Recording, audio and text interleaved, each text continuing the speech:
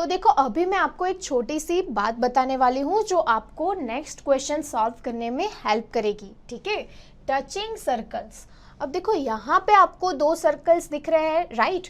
वैसे ही यहाँ पे भी दो सर्कल्स है ना। तो क्या ये दोनों के बीच में डिफरेंस है ना। क्या डिफरेंस है, देखो यहाँ पे जो दो सर्कल्स है वो दोनों एक दूसरे को बाहर से टच कर रहे हैं, और यहाँ पे जो दो सर्कल्स है वो दोनों एक दूसरे को अंदर से टच कर रहे हैं, राइट। तो हम क्या कह सकते हैं कि अगर दो सर्कल एक दूसरे को बाहर से टच कर रहे हैं तो हम कह सकते हैं टचिंग एक्सटर्नली, ठीक है। और अगर ये दो सर्कल एक दूसरे को अंदर से टच कर रहे हैं तो हम कह सकते हैं टचिंग इंटरनली, ठीक है। अब देखो अगर ये दो सर्कल है, ठीक है, तो ये फर्स्ट सर्कल का एक सेंटर हम ले लेते हैं O1, ठीक है, और दूसरे सर्कल का सेंटर है सपोज O2। तो मुझे क्या करना है, मुझे ये O1 और O2 के बीच की लेंथ पता करनी है, मीन्स ये दोनों के बीच में क्या डिस्टेंस है। अगर मुझे ये पता करना है तो मुझे कैसे मिलेगा, तो आप क्लियरली देख सकते हो यहाँ पे देखो कि ये जो सेंटर है O1, ठीक है, वहाँ से फर्स्ट सर्कल पे जो टच करी है ये लाइन, वो क्या हो जाएगी, वो उसकी रेडियस हो जाएगी, राइट। यानी क्या हो जाएगा R1। वैसे ही ये सेकेंड सर्कल का जो सेंटर है O2, वहाँ से लेके यहाँ तक की जो लेंथ है वो क्या हो जाएगी R2। तो ध्यान से देखना, तो अगर मुझे O1 और O2 के बीच का डिस्टेंस फाइंड करना हो तो वो क्या होगा, तो हम क्या लिख सकते हैं, यहाँ पे आप देखो distance between centres of circles क्या होगा, ये दोनों के बीच का डिस्टेंस आपको क्लियरली दिख रहा है O1 O2 होगा, राइट। और उसके इक्वल्स में हम क्या लिख सकते हैं, तो अगर मुझे ये दोनों के बीच का डिस्टेंस पता करना है तो आप देखो यहाँ से R1 तक का डिस्टेंस यानी ये मिल गया, फिर यहाँ से R2 तक का डिस्टेंस मीन्स ये भी मिल गया, तो टोटल डिस्टेंस क्या होगा R1 प्लस R2 होगा, राइट। देख रहे हो अगर ये दोनों सर्कल एक दूसरे को एक्सटर्नली टच कर रहे हैं तो दोनों के बीच का डिस्टेंस क्या होगा R1 प्लस R2। तो यहाँ पे हम क्या लिख सकते हैं R1 प्लस R2। ओके, समझ में आया। अगर दोनों सर्कल एक दूसरे को एक्सटर्नली टच कर रहे हैं तो दोनों के बीच का डिस्टेंस होगा R1 प्लस R2, यानी दोनों के रेडियस का सम। ओके, तो देखो वैसे ही ये जो सर्कल्स ये दोनों एक दूसरे को इंटरनली टच कर रहे हैं, राइट। तो यहाँ पे भी हमें यही कॉन्सेप्ट अप्लाई करना है, ठीक है। देखो ये जो बड़ा वाला सर्कल है, राइट, उसका एक सेंटर है O1, ठीक है, इसका सेंटर हो गया O1, और ये जो छोटा वाला सर्कल है उसका सेंटर हो गया O2, ठीक है।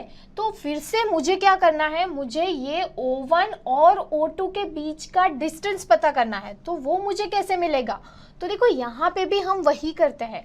ये जो फर्स्ट बड़ा वाला सर्कल है जिसका सेंटर O1 है, राइट, वहाँ से लेके यहाँ तक की जो डिस्टेंस है वो क्या हो जाएगी हमारी R1। ध्यान से देखना, ये सेंटर से यहाँ तक की डिस्टेंस क्या हो जाएगी R1। वैसे ही ये जो छोटे वाला सर्कल का सेंटर है O2, राइट, वहाँ से लेके यहाँ तक का जो डिस्टेंस है वो क्या हो जाएगा R2। तो मुझे ये O1 O2 पता करने हैं, मुझे ये O1 O2 पता करने हैं, तो वो क्या होगा, क्लियरली आपको यहाँ से दिख रहा होगा कि अगर ये R1 है और ये R2 है तो दोनों के बीच का डिस्टेंस क्या हो जाएगा R1 माइनस R2, राइट। तो यहाँ पे हम क्या लिख सकते हैं, distance between centres of circle is equals to O1 O2, right. ये दोनों के बीच का डिस्टेंस ही पता करना है, और वो क्या होगा R1 माइनस R2, राइट। ये R1 माइनस R2 करेंगे तो ये हमें डिस्टेंस मिल जाएगा O1 O2।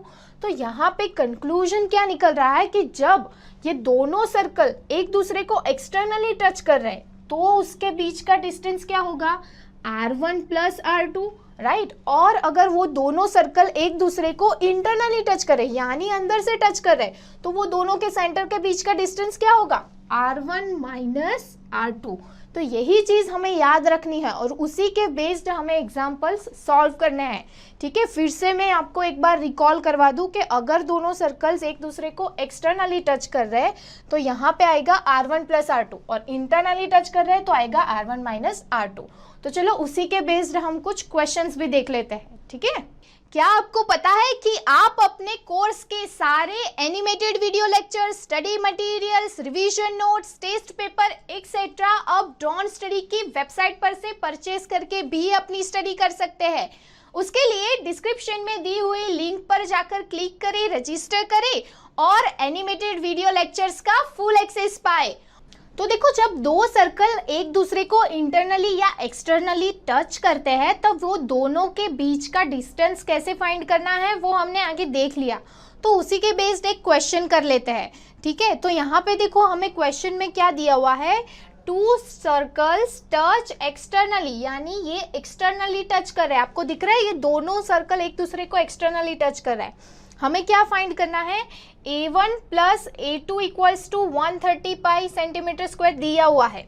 Distance between centre भी दिया हुआ है। हमें फाइंड करना है रेडियस ऑफ बोथ, मीन्स ये जो दोनों सर्कल दिख रहे हैं हमें उसकी रेडियस फाइंड करनी है। तो सबसे पहले तो हम देख लेते हैं कि ये जो फर्स्ट सर्कल है उसकी रेडियस हमारी R1 हो गई और ये सेकेंड सर्कल है उसकी रेडियस हम ले लेते हैं R2, राइट। हमें वो दोनों रेडियस की वैल्यू फाइंड करनी है, यानी यहाँ पे हमें R1 और R2 दोनों फाइंड करने हैं, ठीक है। तो हमारा सॉल्यूशन हम स्टार्ट करते हैं।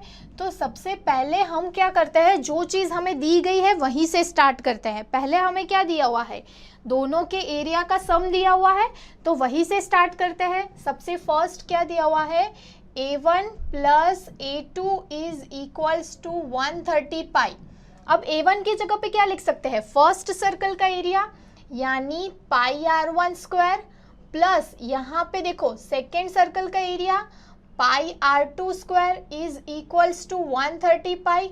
तो यहाँ पे क्या होगा, R1 square plus R2 square is equals to 130, ये मिलेगा हमें। ये हमारी क्या हो गई, फर्स्ट इक्वेशन हो गई, राइट। अब देख रहे हो पाई कॉमन निकल गया, कैंसिल हो गया, तो हमें ये एक इक्वेशन मिली, ओके। अब दूसरी भी कुछ कंडीशन दी हुई है। क्या दिया हुआ है, डिस्टेंस बिटवीन सेंटर्स, मीन्स ये जो दोनों सेंटर है, राइट, वो दोनों के बीच का डिस्टेंस हमें दिया हुआ है। वो क्या है, वो तो हमें पता ही है। ये क्या हो गया है, हमारा O1 O2 है, राइट। ये सेंटर O1 है, ये सेंटर O2 है, तो O1 O2 की वैल्यू दी हुई है, ठीक है, कितनी, 14 सेंटीमीटर। तो यहाँ पे हम क्या लिख सकते हैं, O1 into O2 is equals to क्या होगा यहाँ पे, R1 plus R2, right, R1 plus R2, और वो हमें क्या दिया हुआ है, 14 centimetre is equals to R1 plus R2, right. ये हमारी क्या हो गई, सेकेंड इक्वेशन हो गई। तो अब देखो, अब हमें R1 और R2 निकालना है। तो हमारे पास दोनों इक्वेशन आ गई है। थोड़ा कॉम्प्लिकेटेड है बट इतना कॉम्प्लिकेटेड भी नहीं है, हम सॉल्व कर लेंगे। कैसे करेंगे, तो सबसे पहले देखो यहाँ पे जो ये हमें मिल रहा है ना इक्वेशन, उसमें से हम किसी एक को, या तो R1 को या तो R2 को सब्जेक्ट बना लेते हैं, ठीक है। तो यहाँ पे मैं बना रही हूँ सब्जेक्ट R2 को। तो R2 इक्वल्स टू मैं क्या लिख सकती हूँ, R2 is equals to 14 minus R1 लिख सकती हूँ। आप देख रहे हो, ऐसा मैं लिख सकती हूँ ना यहाँ पे। तो इसी का हमें यूज करना है, राइट। ये वैल्यू को हमें कौन सी इक्वेशन में सब्स्टिट्यूट करना है, फर्स्ट इक्वेशन में सब्स्टिट्यूट करना है। तो इसको हम इक्वेशन दे देते हैं नंबर 3, ठीक है। तो यहाँ पे हम लिख भी देते हैं। तो देखो, अब हमें क्या करना है, थर्ड इक्वेशन में जो भी हमें वैल्यू मिल रही है उसकी वैल्यू हमें रखनी है फर्स्ट इक्वेशन में, ठीक है। तो चलो रख देते हैं। सबसे फर्स्ट हमें क्या दिया हुआ है, R1 square plus R2 square दिया हुआ है। R2 स्क्वायर की जगह पे हम क्या लिखेंगे, R2 की जगह पे 14 माइनस R1, तो यहाँ पे क्या हो जाएगा, 14 minus R1 the whole square is equals to क्या दिया हुआ है, 130, ठीक है। अब तो हमें सिंपल जस्ट ये इक्वेशन को सॉल्व ही करना है और ये तो हमें आता ही है, तो चलो सॉल्व कर देते हैं।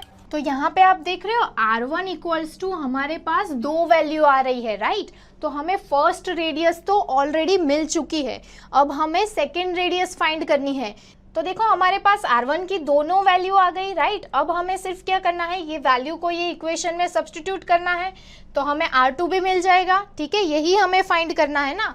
तो चलो करते हैं। सबसे फर्स्ट केस ले लेते हैं, यहाँ पे हम when R1 is equals to 11 centimetre, तब हमें क्या फाइंड करना है, R2 की वैल्यू फाइंड करनी है। तो क्या होगा, R2 is equals to 14 minus R1 यानी 11। तो हमें R2 की वैल्यू क्या मिलेगी, यहाँ पे 3 सेंटीमीटर मिलेगी, राइट। अब क्या है, R1 इक्वल्स टू 3, तो यहाँ पे लिख देते हैं when R1 is equals to 3 centimetre. तो तब क्या हो रहा है, यहाँ पे R2 is equals to 14 minus 3, यानी तब हमें R2 की वैल्यू मिल रही है 11 सेंटीमीटर। तो आपने देखा जब हमारे पास R1 की वैल्यू 11 सेंटीमीटर थी तो तब हमें R2 क्या मिल रहा था, 3 सेंटीमीटर मिल रहा था। वैसे ही जब R1 की वैल्यू 3 सेंटीमीटर रखी हमने तो तब हमें R2 क्या मिल रहा है, 11 सेंटीमीटर मिल रहा है। तो आपने देखा यहाँ पे हमें 2 सर्कल्स बोले हैं, 2 सर्कल्स टच कर रहे हैं एक्सटर्नली, पर ऐसा नहीं बताया कि किसकी रेडियस ज़्यादा है और किसकी रेडियस कम है। इसीलिए हमें यहाँ पे 2 पॉसिबिलिटी मिल रही है, राइट, कि जब हमें यहाँ पे R1 की वैल्यू 11 सेंटीमीटर तब R2 की वैल्यू 3 सेंटीमीटर मिल रही है, ये भी एक पॉसिबिलिटी है, राइट। और दूसरी पॉसिबिलिटी क्या मिल रही है कि जब R1 की वैल्यू 3 सेंटीमीटर है तो तब R2 की वैल्यू हमें क्या मिल रही है, 11 सेंटीमीटर। ये हमारी दूसरी पॉसिबिलिटी है। तो आपको पता चल गया कैसे फाइंड करना है, ठीक है। सबसे पहले हमें जो डेटा गिवन है हमें फॉर्मूला रख के 2 इक्वेशन बनानी है, राइट, ये इक्वेशन और ये इक्वेशन, फिर दोनों में से कोई एक वैल्यू निकालनी है और वैल्यू हमें फर्स्ट इक्वेशन में सब्स्टिट्यूट करनी है, राइट, जिससे हमें R1 की वैल्यू मिल जाएगी और वो वैल्यू सिर्फ सब्स्टिट्यूट करनी है। तो समझ में आ गया कैसे करना है।